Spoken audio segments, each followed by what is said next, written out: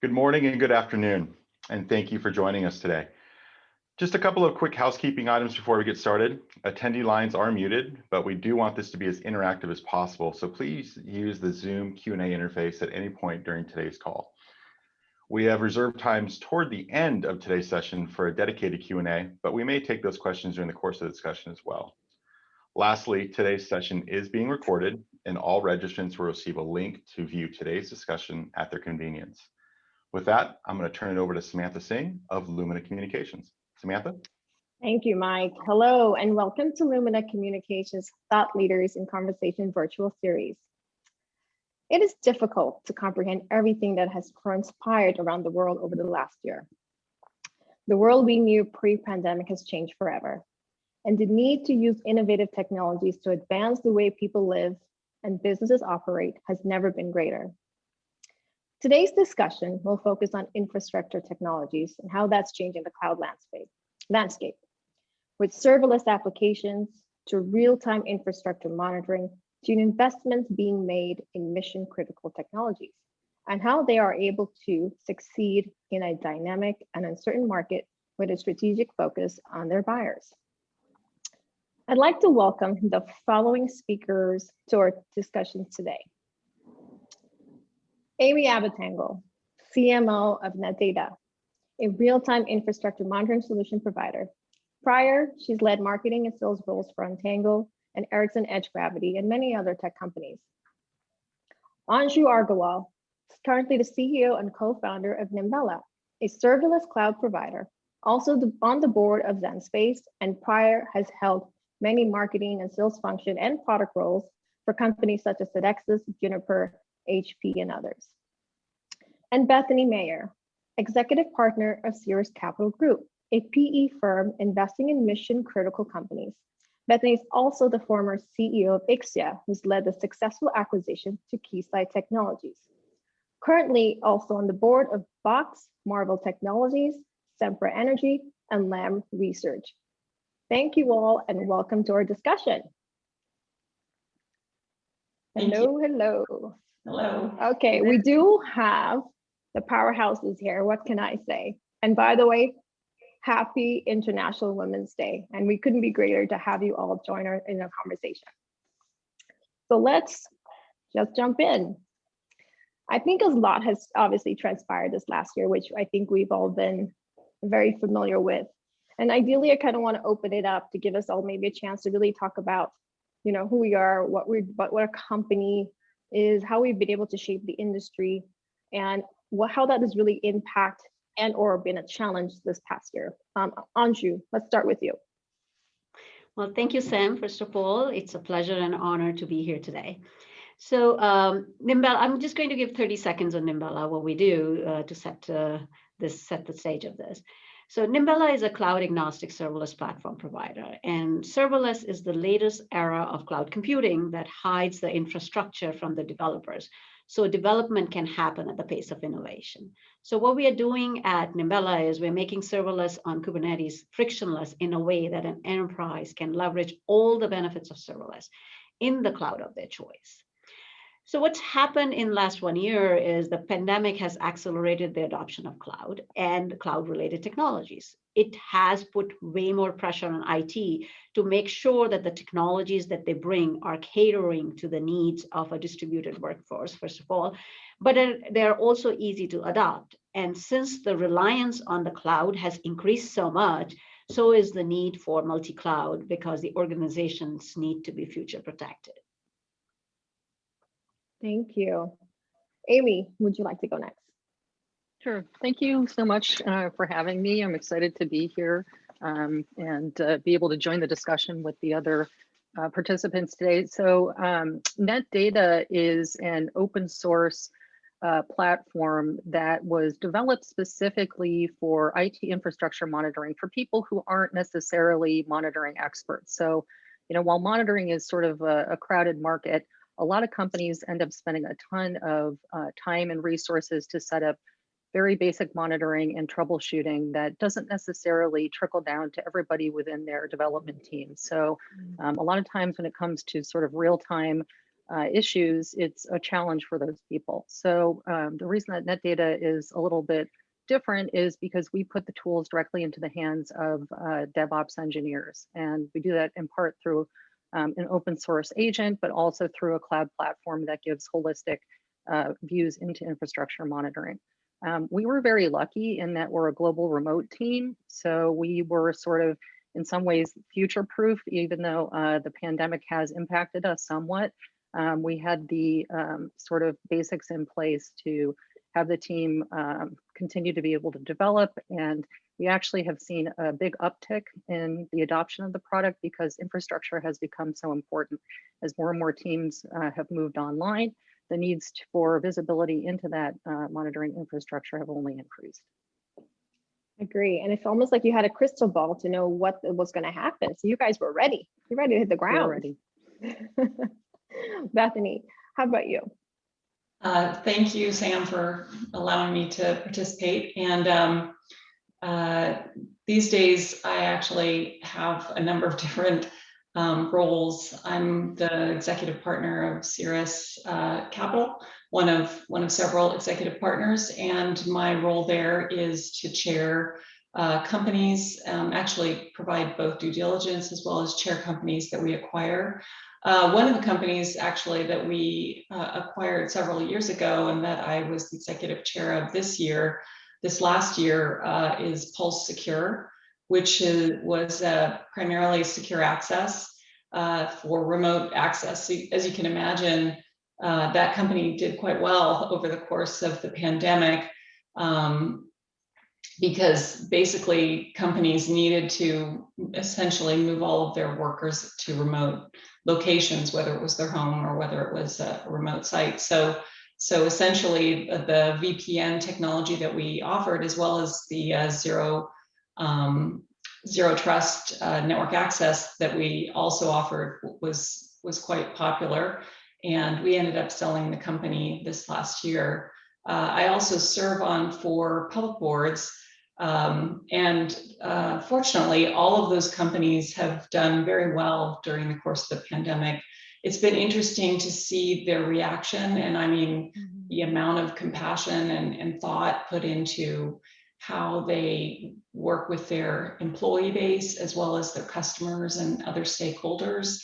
That was really a privilege to see that, and I have to say, my great hats off to them because they all worked really hard to ensure that their employees were safe and that their customers were taken care of, even during a very, very difficult year. So I was really fortunate to be able to be part of 4 different companies in terms of how they thought through some of the solutions they were trying to get to for all their stakeholders.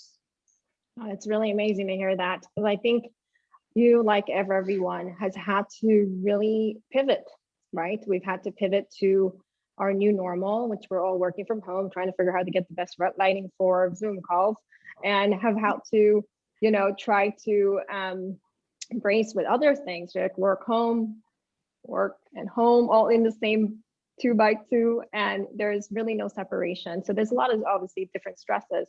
But I want to shift gear a little bit because you mentioned a lot of different things with the 3 of you, or how you're still able to succeed. That's what I am hearing throughout the theme. And being able to succeed didn't just happen, now did it, right? There were probably really strategic focus on how you're going to turn things around and move very quickly and adjust to what has happened that we all were just jump right into and go. And a lot of that is really, how do you stay focused given all the things that had to change? How are you able to be able to maintain your drive to continue to target your key audiences, or the focus that are basically your buyers, right? Your customers. Amy, maybe you could tell me a little bit more. What have you learned about the audiences you have had to target? I know developer-centric is very different from how you would target, say, the community security professionals to maybe network operators, or they're not necessarily going to relate to any one thing in particular. But what maybe are some of the key learnings there? Sure. So I've spent a lot of my career in B2B and marketing to people who I think of as sort of marketing hostile.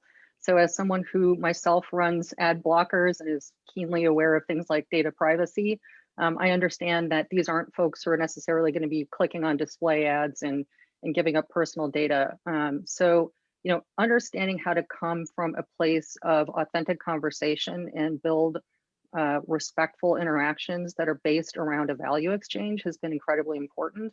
NetData as an open source project is very community focused. You know, community is at the heart of everything that we do, and holding sort of the community and the end user in mind has really helped us in terms of putting together a strategy that's mainly content based, inbound marketing focused, but that also understands sort of the realities of needing to do brand awareness activities and sort of broader marketing that, you know, perhaps is a little bit outside of the playbook for sort of, you know, developer centric marketing. I think, you know, the most important thing is to come from a place where we're listening and we're not just putting things on blast. I feel like there's a lot of that going on, especially in social media. And I think there's a real sort of pivot away from that kind of conversation or interaction into something that's more community focused, where it's collaborative, it's interactive, and you're listening as much as you are speaking. Oh, absolutely. Anju, I know you probably have an interesting perspective to also share about that for Nimbella. Absolutely. I mean, I fully agree with Amy because it resonates very well. My audience is also developers, and they have a completely different persona from the traditional B2B buyers. They are B2B, but they're traditional B2B buyers. And like Amy, I also come from marketing and product to selling to B2B buyers who had a distinct persona. We could do marketing collateral and stuff, but developers are like different breed, in my opinion. They can't be sold to. They have to arrive to the decision on their own. Okay, you just cannot sell to them. So it's more like product led than sales led. So what resonates with them is educational content that answers to what they are really looking for. And what they are looking for is what is top of the mind, what the problem they are solving. So it's just having those kind of tutorials and blogs and having influencers talking about that. That is what gets you. If you have advertising, and just like Amy, I mean, I have all ads turned off, but developers, I think they have even more than that turned off. So they never click on any ad. And if they see an ad, they probably will never sign up for that product. But what is important in our line of business is having a product which is like gives them all the bells and whistles and gives them time, or it's freemium or free forever, at least on some tier, or it's open source with all bells and whistles, and they can try it out and make the decision on their own, because they really cannot be sold to. They cannot be convinced. They have to convince themselves that this is the right thing. Yeah, that totally makes sense. And you agree, they really are a different breed. And I'm curious, maybe just to stay on this for a second, what was like maybe a key program or something both you and Amy have done that maybe totally resonate with that very specific audience? Like what was like maybe one or two things that you have learned and done differently to really get there saying, okay, I really like to give this tool a try or add that as part of my mix? Because there are a million different DevOps tools they're considering, but depends on where they're really looking at for their cloud enablement. Yeah, I mean, so one of the things that we have been doing lately is gamification, and developers, like anyone else, they are into Star Wars, they are into video games, they are into all of this. So we've created this new campaign which has been running for over 2 months now. It's called Faz Wars. It's a play on Star Wars, and Faz is function as a service, which is another word for serverless. So it kind of fits in really well. And the developers engage and they create robots. So it's like the top of the technology. So you have Star Wars theme, you have technologies to create robots, and you're fighting a game. And it's not just for money. Money is part of the I guess experience. But the biggest thing is the leaderboard on where you are actually trending and that kind of thing. So that has really helped us to engage our developers, and we're going to keep on doing more. But what would I do differently is, like, I probably would have gone out sooner than later, because in a developer-centric world, there's no answer as perfect, because it is you have to iterate your product. And as you said, Samantha, earlier, last year we had to probably make a lot of tweaks, okay, because conditions have changed, the requirements have changed, the environment has changed. So I think going out sooner, as soon as possible, and engaging the community and getting the feedback of the community and then bringing it into your product is in my opinion the best thing we could have done as soon as possible. Makes sense. Amy, you want to take a crack at it? Yeah, I mean, I think that a lot of what Anshu said resonated with me as well. I think we are probably a little earlier in the curve in terms of where net data is. We launched our cloud product just this year. So we've spent a lot of time this year investing in sort of the entire user lifecycle or customer lifecycle. And because we are also a product-led marketing organization, a lot of that has been internal programs. So representing the voice of the customer with everything from sort of working on in-product messaging to drive people to more engaging tutorial content to get more stickiness within the product, or being able to communicate with them if there's early signals of attrition has been incredibly important. I think if we had learned anything, it was probably that we were a little bit slow to create a community outside of GitHub. GitHub's amazing and a perfect place to do things like pull requests or ask for features, but it's not as conducive to conversations. So one of the things we introduced this year was our own sort of discourse powered community where people could interact with our engineering staff and our product management team. And I think that's really helped to drive the conversation. It's a place to create sort of a hub so that we can close that feedback loop. The other thing is just in terms of the voice of the customer, user interviews are just invaluable. So understanding those specific use cases and scenarios help us be much sharper as a marketing team so that we're creating content that's really use case based rather than sort of things that are just sort of value props that people sort of send out. Something that's a little bit more based on real world scenarios has been helpful. The other thing that resonated was just, we are also an aspirin, not a vitamin. We're here to solve specific pain points that developers have, not to just sort of be an extra. When you have a system or application that has a bottleneck or isn't performing, you've got to get to the resolution times down and try to understand what the root cause is as quickly as possible. So understanding that we're on the critical path is incredibly important. So the more sort of use case driven content that we can create or messages that really solve specific pain points, I think the more effective we are as a marketing team. Absolutely. Bethany, you have a unique perspective that I like to touch on. You have been both the CMO, the CEO. You're on, board of multiple of these companies we already talked about. And, what advice have you had to offer these CMOs you're currently working with, marketing comp leaders attending today, as someone who's had to present in board meetings and drive consensus around ideas, and now helping guide companies through these crazy times? What are those? What can you share with this group now that you've been on, frankly, all of these ends? Well, I think to the point that Anshu and Amy were making, I mean, really what's critical, and each of the companies on whose boards I serve and, the company that I chair have different, most of them are B2B, but some of them are actually B2C.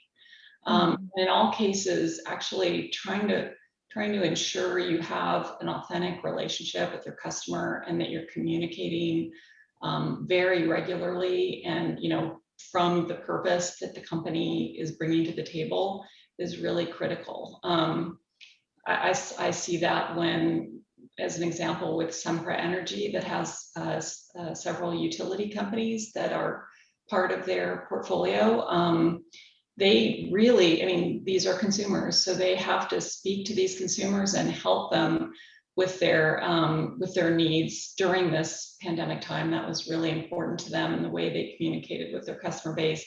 It's phenomenal the kinds of platforms that they use to talk to their customers, not just reactively, but proactively to solve things like safety issues, around gas leaks, things like that. And then on the B2B side, what I've seen is, as Anshu and Amy pointed out, lots of really innovative ideas around how to rise above the noise that the customer is facing with, you know, everything coming at them through just having their computer to talk to people, basically. So, you know, whether it's gamification of marketing messages, whether it's a direct communication, or whether it's participating in educational or talking to engineering directly. Those are all things I've seen that are being used right now, and I think are really important. I mean, harking back in the world, you know, in the time when I was CMO, you know, we had different devices, but basically the same goal, which was trying to have an authentic relationship and discussion with our customer and solve problems that they have. I mean, as Amy said, you know, you try to be the aspirin, not a vitamin. You're there because they need you, not because they, you know, they're, you know, it's just an interesting diversion. So really important to have those communications and be effective in them. Sam, can I add one more thing? I think Beth and both Amy touched upon it. I think what's happened, especially for the kind of audience we are going after, and given that we've been home for so long now, it's a lot of B2C principles have seeped into B2B marketing. Because what's happening is you are relating to every person, every organization as an individual first, and then going after the organization. So there's a lot of B2C marketing principles are actually being applied to B2B. And in a developer world, they're actually calling B2D, business to developer, because they may be B2B, but they are individuals that need to be catered to. So there has been this, this kind of coming of the marketing strategies of both B2C and B2B together, at least in my world. Mm-hmm. I think what's really important too is having a very good flexible platform to help you with that as well. And, you know, thinking about the technologies that you choose to get to your customers, I think is really key. And then on top of that, making sure that you have an individualized message that meets their need and that you're working with them directly. I think those are really important. Yeah. I think you also made an important point in terms of reaching developers. Developers are really at the heart of decision-making in many enterprises now. So it's the people who use the tools day to day that are ultimately influencing what tools are brought into the organization. So, you know, the sort of enterprise sales model top-down approach is really not where it's at. Now, it's people who are trying to solve problems. So like Anshu was saying, you know, getting the tool into the hands of the developers without a lot of friction, be that a free trial or an open source tool or whatever, you know, for them, it's the ability to really test it out in their own environment and see value. And having a short time to value, it's what's going to help win the day when they're going to go in and influence the people who ultimately write the checks. Absolutely. I'm curious for both, you know, I know you both in different functions, but what have been actually some of the feedback directly from maybe a developer community? And Bethany, what's maybe been some of the feedback that you're hearing from the folks that you are providing guidance to? What are those customers seeing? Has this been difficult to reach them? Are they being reachable? What's been some of the pain points that you have in fact helped them close that their own personal challenge as they're living through this with us?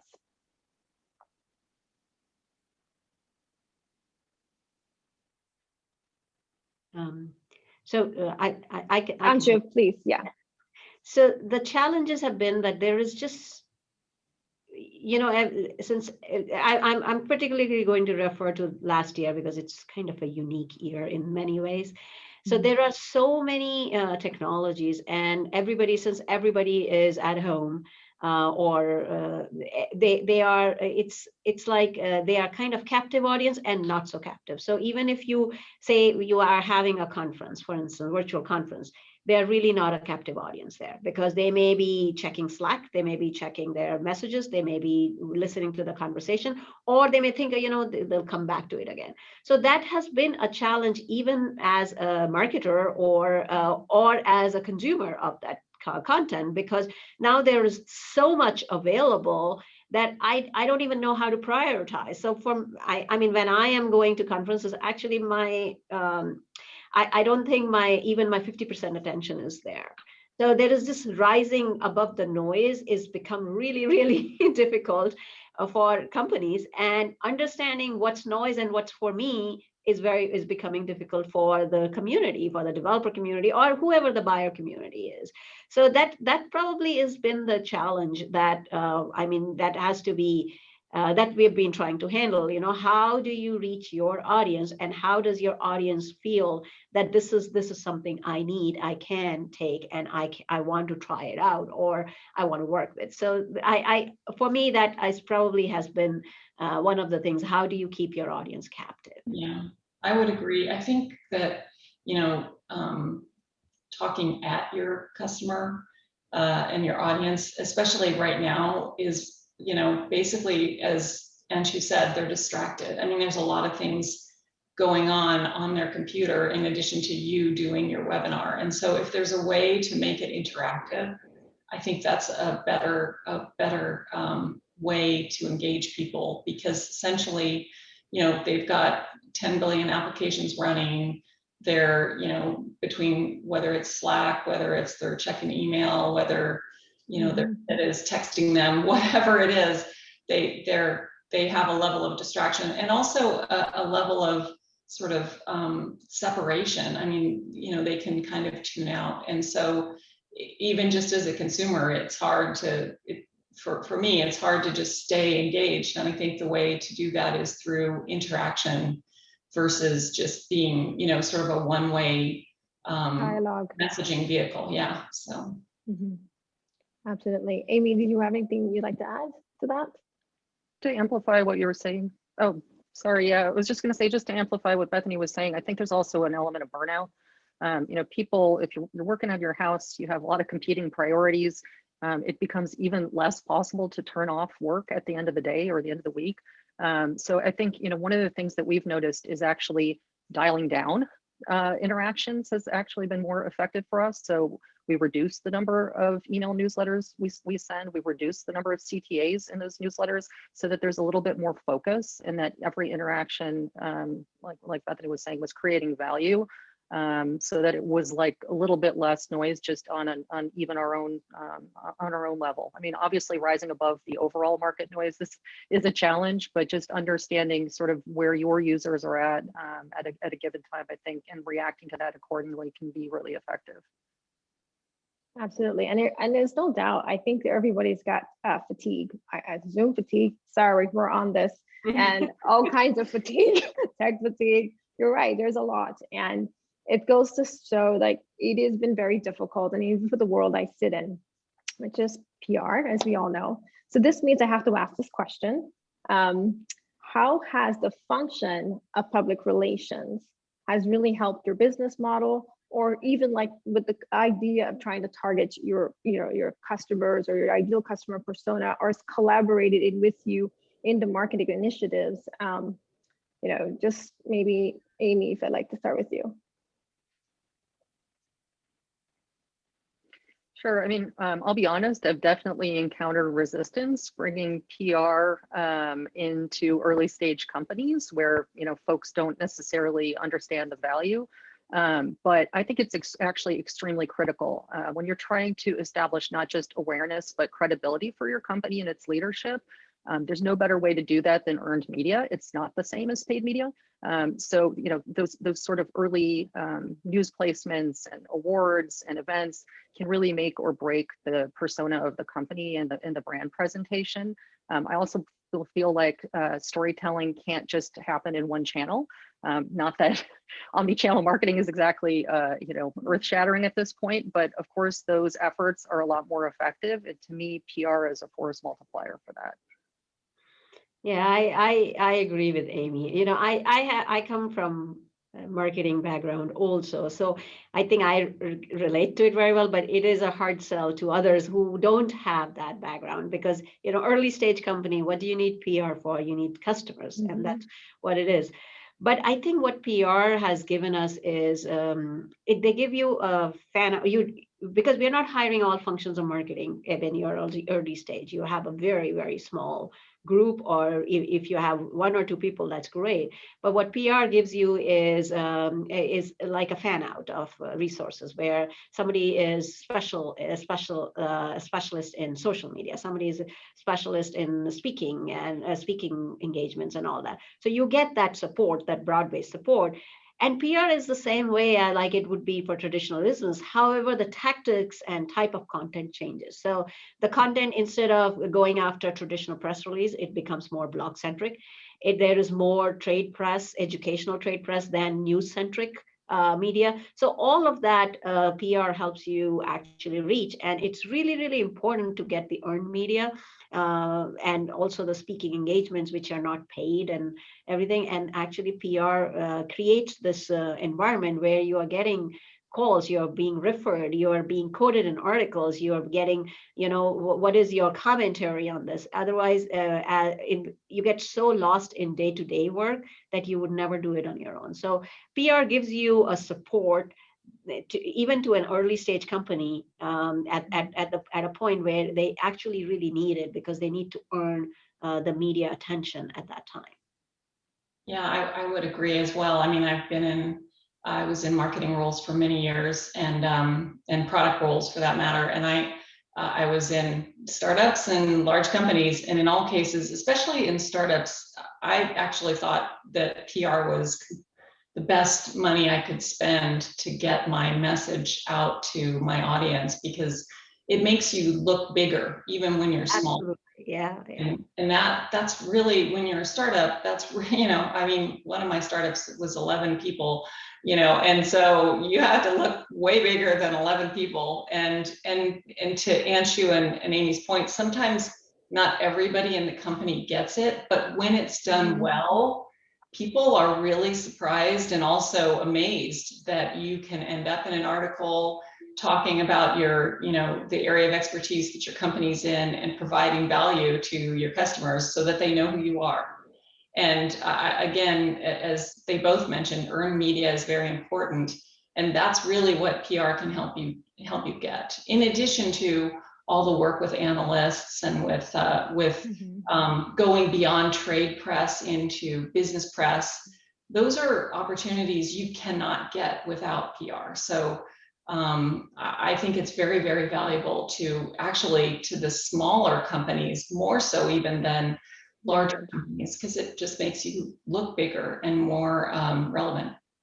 Yeah, I mean, I just want to share an example. This year, we were in the magazine for top 20 cloud infrastructure startups, not startups, cloud infrastructure companies.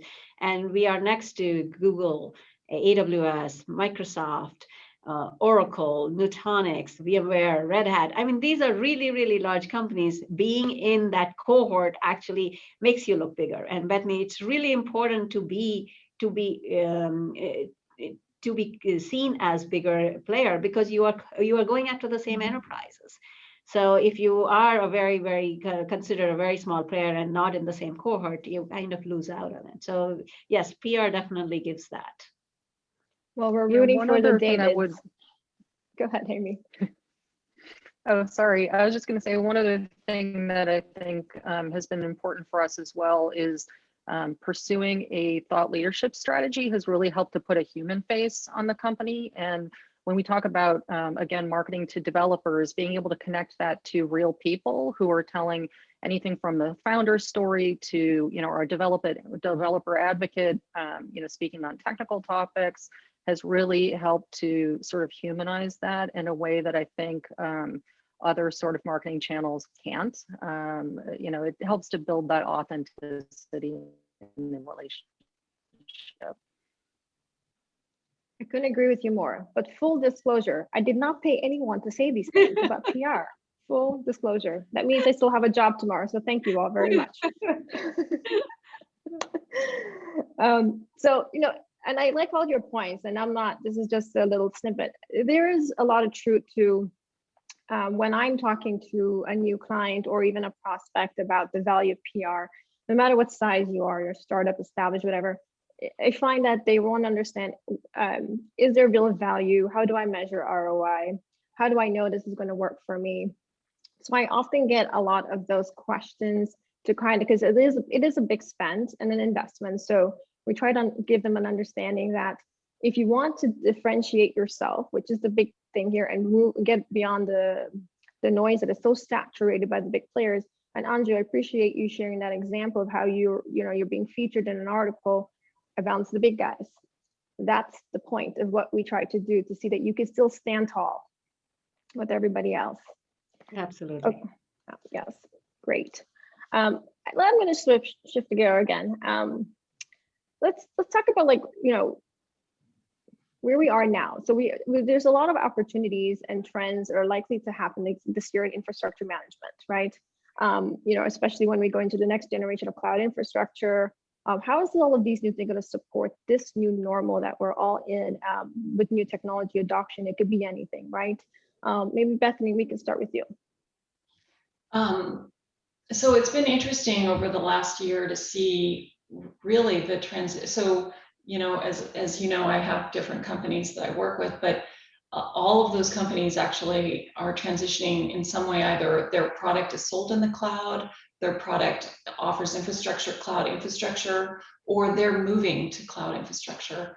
And I think it's, really the reason why they're doing that is just to keep pace with their customer needs and with their ability to do their best as a company in the services they perform. And what's been happening over the last, I would say, 5 years, is this transition has just sped up. And this year, I think it's made it even more important and critical to get from where we have been to where we need to go. So, from my perspective, cloud infrastructure and the ability to move to, whether it's new applications, whether it's a new service for customers, whether it's moving, doing M&A or moving into new regions, all of that can be serviced and managed via a cloud infrastructure and the ability to turn on services quickly and move quickly. So, I expect this trend will just continue to grow. And then there's a lot more capabilities that you'll see in the cloud, especially around AI, that will really enhance people's ability to, to create whatever they need to using cloud infrastructure. So that's what I'm seeing across, several different companies and in the industry today. Amy, would you like to add, or Anju? Feel free, jump in. Yes, well, I totally agree with Bethany. I think the adoption of cloud and cloud native technologies was happening, but this is expedited. Everybody, it's kind of a mandate now, because not only the workforce is distributed, but the customer is completely distributed also. So you need to be available in the cloud and adopt cloud native technology. So that is just expedited. And what I'm seeing is it's expedited even in the industry verticals that were considered laggards. Mm-hmm. Okay, that was known to be, they're not going to be in the cloud, or they're not going to be on this track for at least 5 years. And I've seen that, no, they are not. They are actually adopted. They are either in development or even going in production for these technologies. The other trend that I've seen is, because everybody is so distributed, it's in collaboration technologies and API-centric economy, if you may. If you have a product today, you need to have APIs for that product, because it will integrate into something. It will integrate into collaboration system. It will integrate into, and that is like it's not a new trend, but it's kind of an expedited trend. And I think every company which is in this space needs to think of what APIs should I offer, what integrations should I offer, and how do I need to integrate into collaboration technologies. Mm-hmm.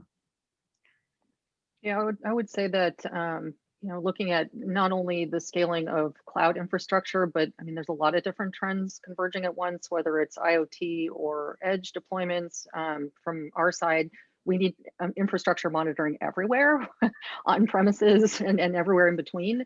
But the thing that we've really noticed is that there's a real need for easy, fast, real-time collaboration that sort of brings people and data together, because people are as distributed as the systems are right now. And as some organizations are starting to move back to a hybrid model where the workforce is coming back to an office or travel is going to start up again, being able to, connect those people with the data they need to keep the systems up and running has become imperative. We think the demands on infrastructure obviously are only going to scale with COVID being an accelerator for that.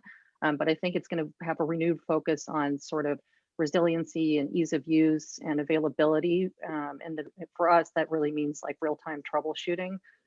Sort of that always on thing has been, turned up to 11 with the events of the past year. Well, the most nice thing about this is that with all these things that are trending, I think we can safely say that this year started out to look a little brighter, right? Vaccines, right? Things maybe are shifting. I don't know necessarily that we're going to, or the normal that we're familiar with pre-pandemic is going to maybe go back to that way, and it may not. We may have this blended view on things. Now, I have to say, I might be wearing a mask every time I get on a plane now. It's never been a thing, maybe getting on the train, but I've changed personally. But I wonder now, looking at what you've been doing and have to pivot to, what are you more hopeful for that you can go back to for like some of your marketing strategies or just some of your own personal things? Like, what are we going to get excited about? Like when this is potentially ever over? Well, I'm actually, so I was never a big travel person, but I'm missing business travel a bit. I have to say, I'm also missing the conferences, the in-person conferences. So even though I think we'll never have the normal come back, or at least I don't want to say never. It will take years for the normal, the pre-pandemic normal to come back. But I think there is the separation of work and home. I do it in my life even today. I have an office. I come to my office. It's like nothing has changed. I come to my office. Nobody else comes to the office. But I'm hoping someday that will happen. People will come to the office, and there would be more creativity that we can actually have as a group together, because it is definitely hurt. I think even though there are benefits of a very like distributed workforce, but it does help to come together and have strategy sessions and all that. And I think that I'm missing those. I'm missing part of travel. I'm missing part of this. So this is something I think it has to be brought back, and it will come back because people will see the need of it again. Yeah, I'm missing my grandchildren, honestly. I don't get to see them as much as I would like to, which is like every day. So I miss that. But from a work perspective, I would say, as Anshu said, human contact is really important, and just being able to be together. Our boards are all virtual right now, and we do our best. And from a governance perspective, we absolutely do what we're supposed to be doing, but it's not the same as sitting in a room, chatting, leaning over next to the person next to you and talking a bit or having a comment, or just walking around the halls, bumping into somebody. I mean, those are things that are really part of the human experience, of work. And or just going to have a cup of coffee with a colleague.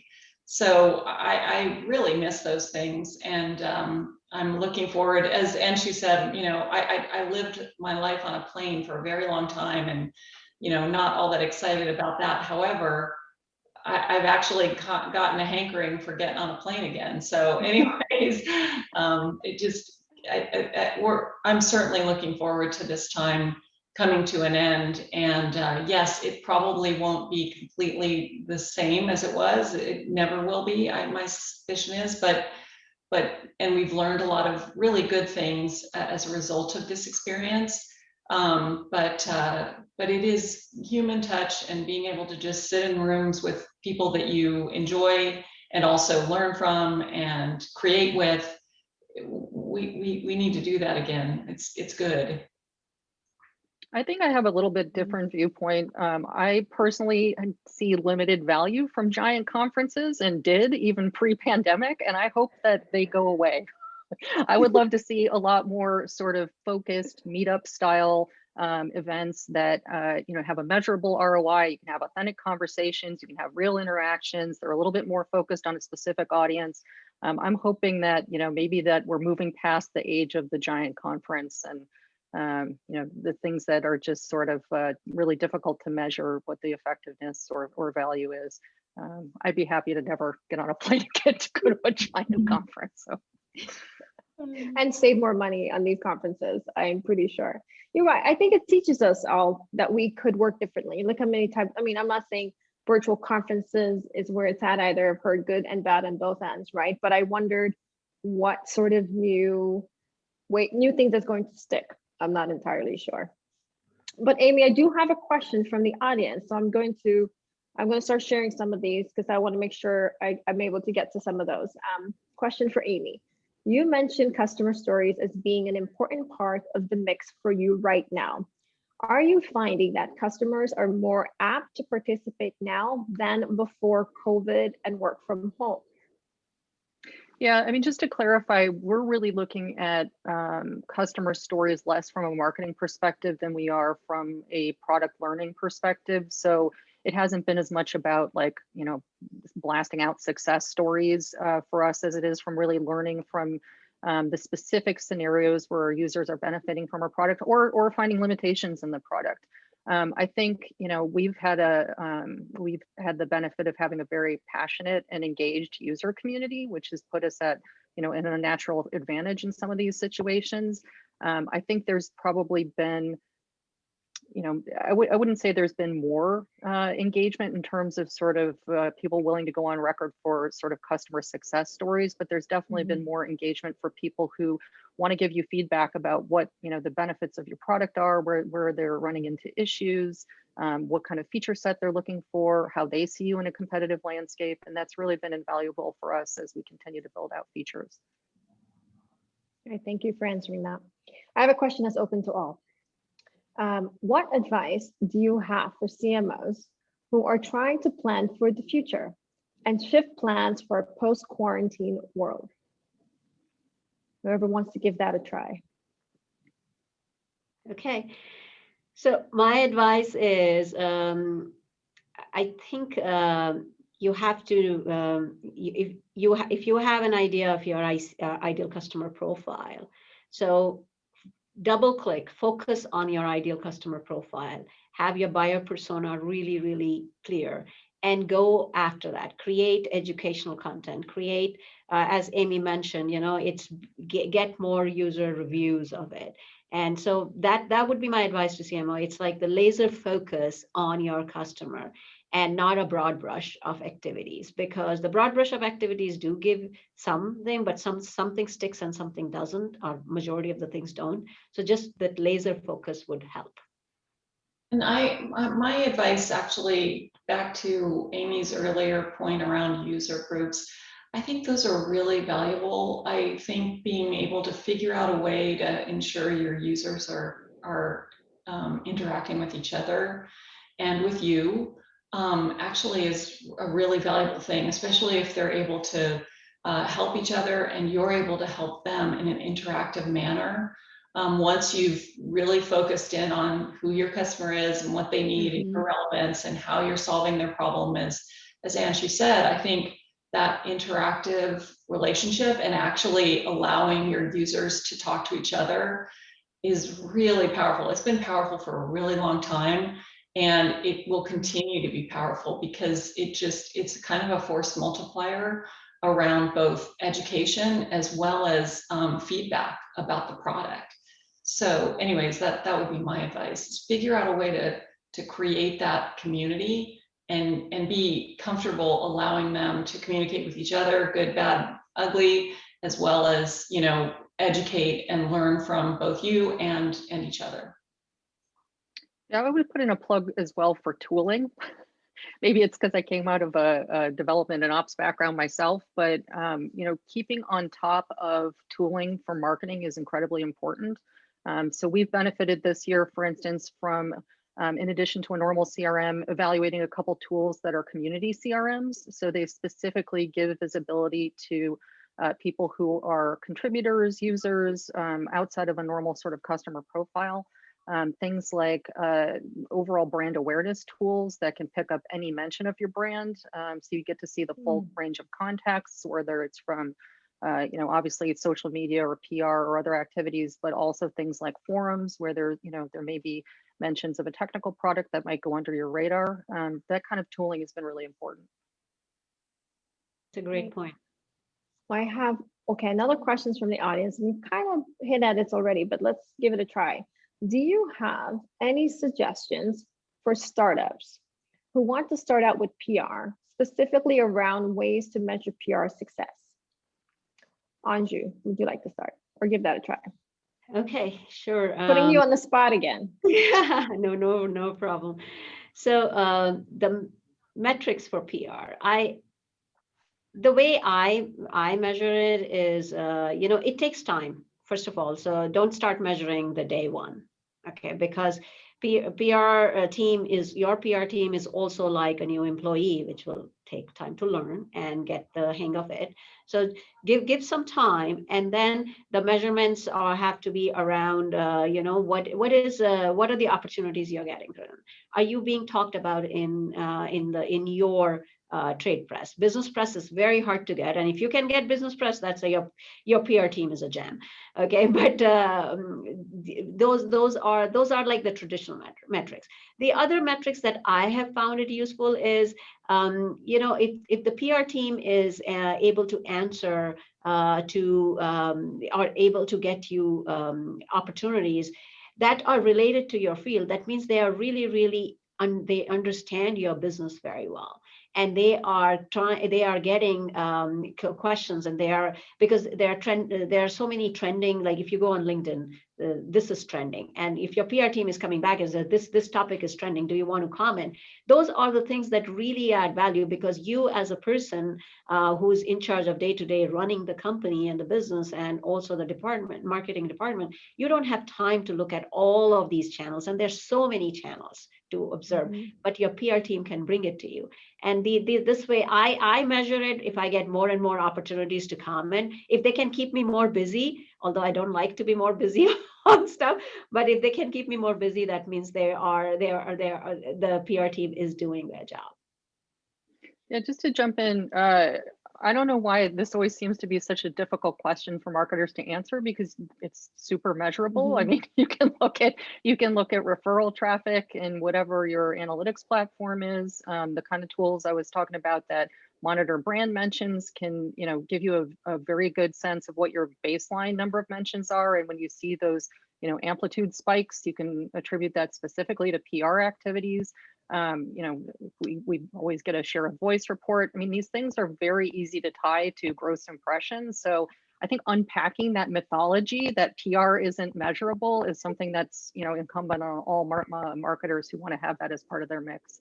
Yeah, I would agree. I mean, PR has been measurable for a long time, as long as it's been digital. So you can measure, everything from share of voice to whether it's positive or negative, the kinds of mentions you get, in what channels, in what vehicles. I mean, there's all kinds of data that you can use, and basically the goal for your organization is to get more relevance in front of your customer base. So obviously make sure that the channels eventually end at your customer.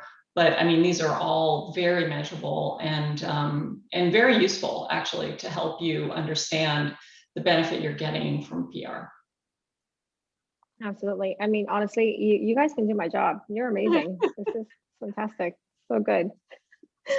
Well, this has been a really great discussion. I think I have captured, and I'm going to double check that I've captured the audience questions. There's a few of them.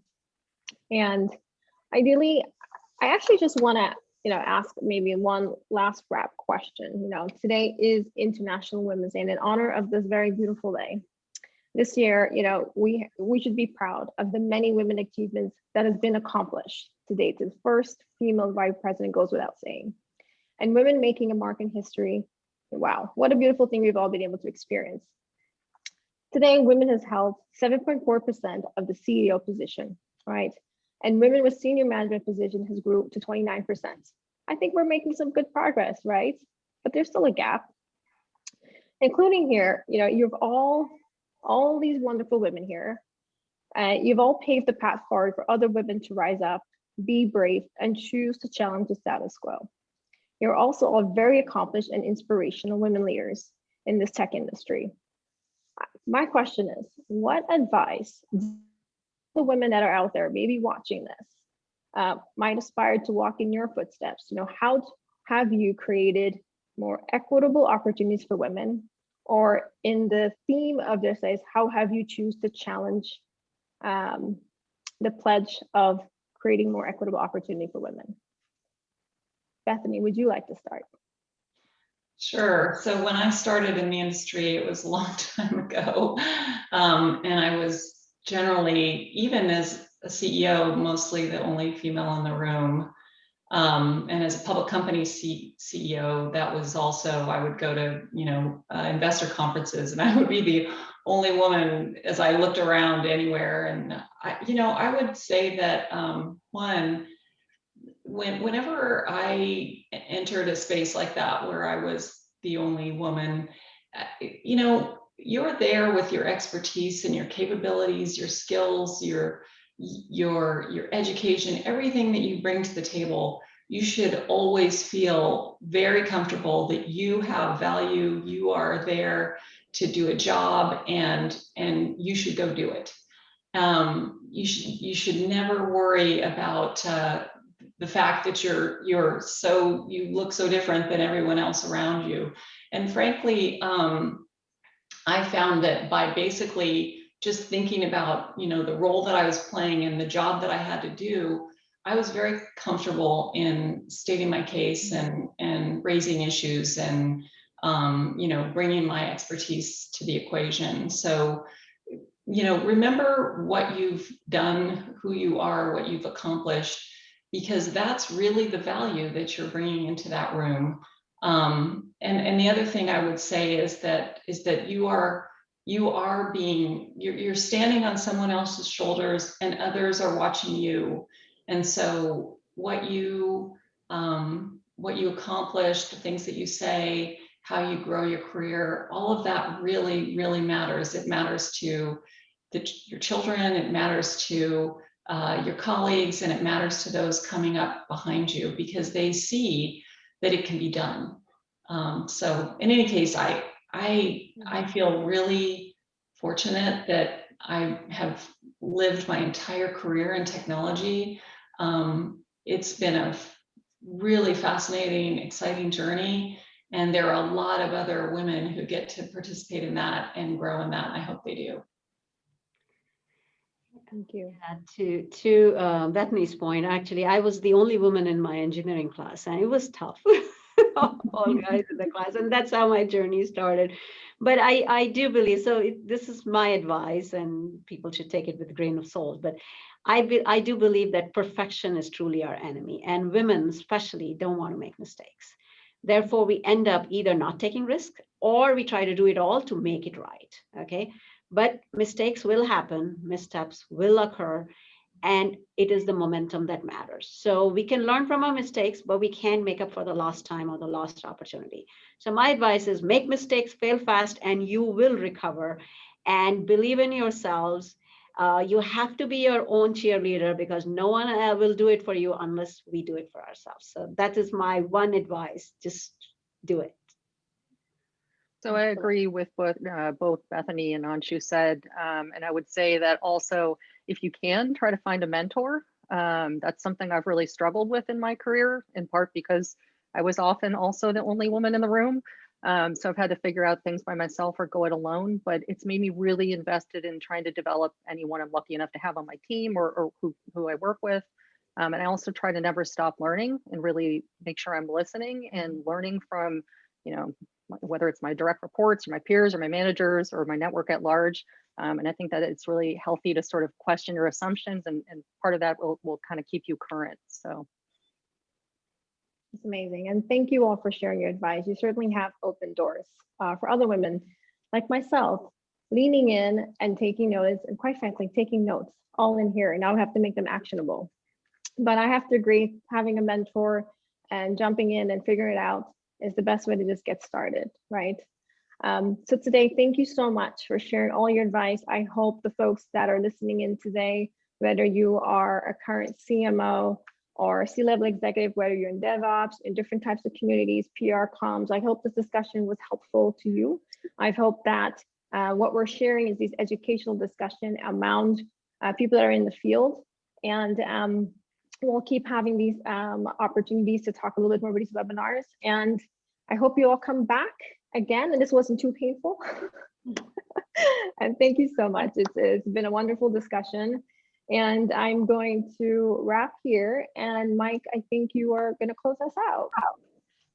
Thanks, Sam, and thank you to all of our panelists for an awesome discussion today. Before we close out today, your friends at Lumina Communications wanted to invite you to save the date for our next panel discussion on 18th, the happiest of days. We're going to talk about a natural progression of today's session and discuss marketing after COVID. Our panelists will include CEOs and CMOs from well-known B2B tech companies, and will be yet another spirited discussion from the Lumina Thought Leadership Series. We'll be sending a sign-up link to all of today's registrants to sign up for that webinar. Okay, that concludes our session today. Thank you everyone for taking the time out of your day to join us for the discussion. Thank you to all of our panelists and our moderator, Sam Singh, and have a great day and rest of your week. Goodbye. Thank you. Bye for now. Thank you. Thank you. Thanks.